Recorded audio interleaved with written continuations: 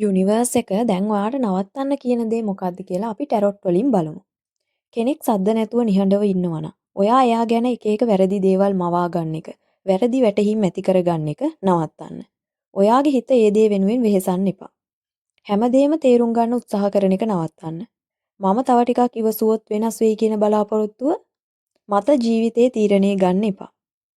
අනිත් අයගේ ජීවිත සමග ඔයාගේ ජීවිතේ සංසන්දනය කරන එක නවත්තන්න. ඔයාට ලැබෙන්නේ නැති වටිනාකම බලෙන් ලබා ගන්න උත්සාහ කරන්න එපා. පරණ විදියට දේවල් ගැන හිතන්න බලන්න එපා. හැම දෙයකම සැඟවුණු දෙයක් ඇති කියලා හිතන එක නවත්තන්න. දුක හිතෙන දෙයක් වුණාම මේක මගේ වෙලාව, මේක මගේ දෛවය කියලා හිතන එක නවත්තන්න. දෙයක් අත්හැරියාම ආපසු ඒ දේ ගැන හිතන්න එපා. ඉක්මනින් සල්ලි ඕනි කියලා හැම අවස්ථාවම පසුපසුම හඹාගෙන යන එක නවත්තන්න.